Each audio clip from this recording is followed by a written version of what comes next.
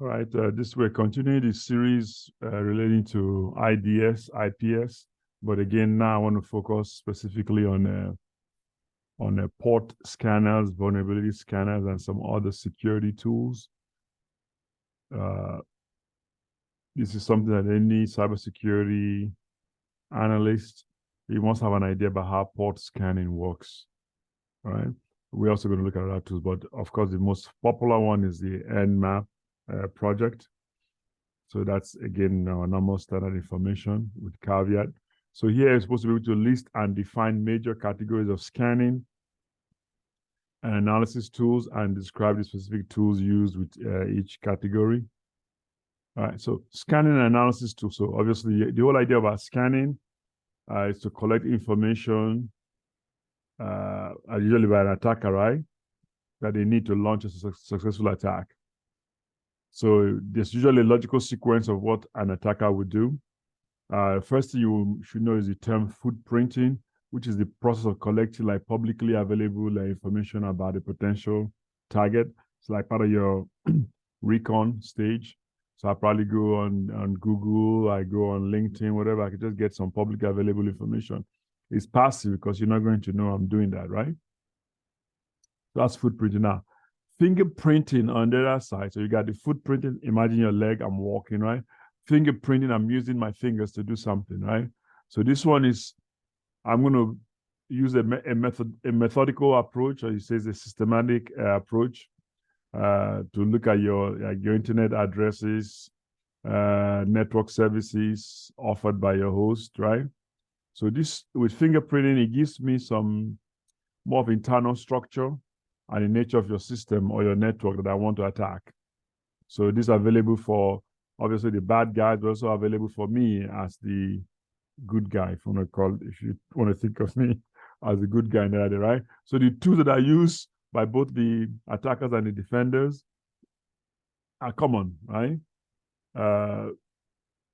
So they can either give you like generic information, like the type of computers or protocols or resources on the system.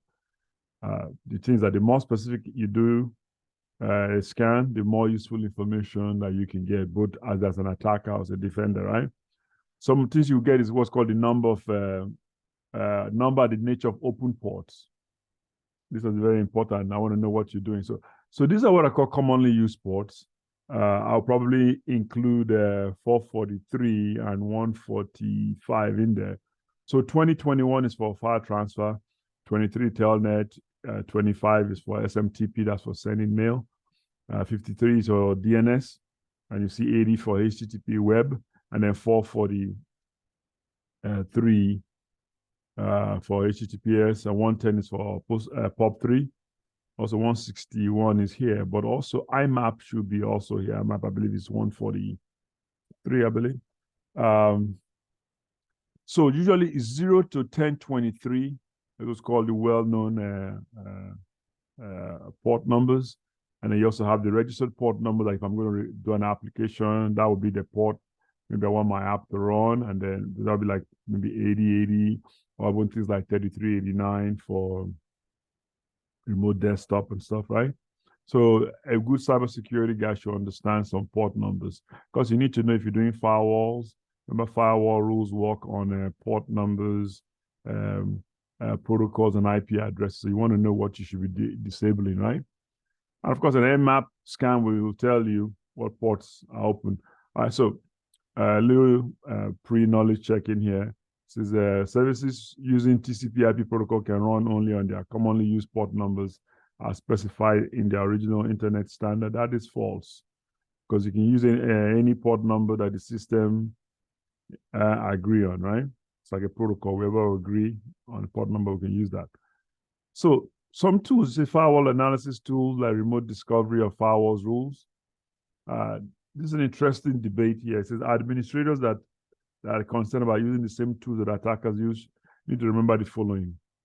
User intent dictates how gathered information will be used. Because some tools, again, that the bad guys use, the administrators needed to make their system harder or more secure. Well, let's say in some parts of the world, you might go to the wrong country and they might arrest you for having some so-called tools, but you need it as an administrator anyway, right? So to defend a computer network well, you kind of understand the ways it can be attacked. So let's try to tell some people that you need to think like the bad guys, think like a hacker, so you can be a better ethical hacker, a better network defender, right? So a tool that can help close an open or poorly configured firewall will help you as a network defender. All right. So you also have operating systems detection tools. So I want you to know what kind of operating systems you're running. For example, since I know that Microsoft is no longer supporting Windows 2012 server, of course, definitely no longer supporting Windows 7, I probably want to know what kind of operating system you're working on, right? Because simple search with CVE numbers will tell me some vulnerabilities that I can maybe try and see if I can exploit. Because believe it, you'll be amazed at how many people don't patch vulnerabilities, right? So once I know your operating system, like I said, I can basically determine the vulnerability to which is susceptible to exploitation. So many tools are available to determine your computer operating system. Again, Nmap is number one there, that is very active there. All right, so vulnerability scanners. So it enables me to examine your network for information, and maybe I want to initiate traffic to determine if you have security holes. They are both passive and active one, but the passive one just listens on the network and identifies vulnerable versions of both your server or any software running, right? You can also find client-side vulnerability, typically not found in maybe active scanners. On that vulnerability scanner, let me go back to a minute. Just understand that this is part of, some people might use this as part of a vulnerability assessment, which is something you do internally anyway, so that the adversary outside will not do. So you do it first so you can close the loopholes, right? All right, so packet sniffers, think about a dog sniffing something. They come in different variety. One of the most popular one is Wireshark, right? So you hear the word packet sniffer, packet analyzer. The whole idea is I capture packets. So by the word packets, it means I'm on layer 3 of the OSI model. So I capture the packets from your network and I can analyze them. If you use a Wireshark, you can either save them and go analyze it later on by looking at the PCAP file, or we use that to train people. It will give you valuable information for you to diagnose and resolve even network issues, right? If you look at Wireshark capture, you'll be able to see like when the app table is being built, you will see the like MAC address of FFF, you can trace those things. And you can actually narrow down or filter your output so you can study your network better, right?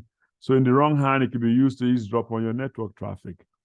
To use this legally, the administrator must be on a network that the organization owns, right? And of course, be under direct authorization of the owners of the network and have knowledge and consent of the content creators. So this is a little issue that you must be aware of, right? I'm going to tell you at the end about ethics issue and debates. All right? Wireless security tools. Make sure you don't ignore your wireless network because you're going to be exposing yourself to security breaches. A very simple tool like AirCrack NG can crack wireless, well, if it's just WPE. But we know that I'm going to see some protocols in a minute. The more sophisticated or more secure protocols are a little difficult, but it doesn't mean that you're just going to assume that you cannot you cannot be hacked, right? So a wireless security toolkit should include the ability to sniff wireless network, scan wireless hosts, and access the level of privacy or confidentiality that your network offers. To people that are doing wall driving or wall flying to see open wireless access points available, just be aware that you need to take the security also seriously, like you do for wired network, right? So this is the issue here, ethics issue. Consumers and organizations be concerned about being spied on. So how can you as a company defend your network, when it's in your legal right to monitor your network for possible attacks, right, or intrusion? So why do I have to defend myself? Now, when I teach, I remember 2 weeks ago I was teaching CISSP, and I was telling the high level guys that when you sign onto a network, there's usually a sign, I should say, by using this network, you are agreeing to be monitored. You understand that we might check your network traffic. Of course, if you're an employee, what is your level of expectation of privacy? So just be aware of that. So what many companies do just to solve the problem is there's a banner message when you log on. You're logging on here, you understand that we have a right to monitor our network activity or use our network. So if you don't want to, it says log off immediately, right? So port scanning and vulnerability scanning just enable me to pinpoint vulnerabilities in systems, look for holes, unsecured aspect of my network, right? This is used by attackers and it should also be used by administrators. You want to know what they're using so you can know what to use to protect your system, right? And repair if you need to. So there's a few things here. Nessus is a good software. It's paid. As I mentioned, Wireshark, and then Firewalk. Explore this. I didn't put Nmap on there, but Nmap is a good tool that you should know. Some of these things are obviously available on like Parrot or Kali Linux. If you're a cybersecurity professional, you should be aware of those distros of Linux, or call it flavors of Linux. So thank you for listening. Just understand that port scanning, vulnerability scanning is very, very important skills to have in cybersecurity.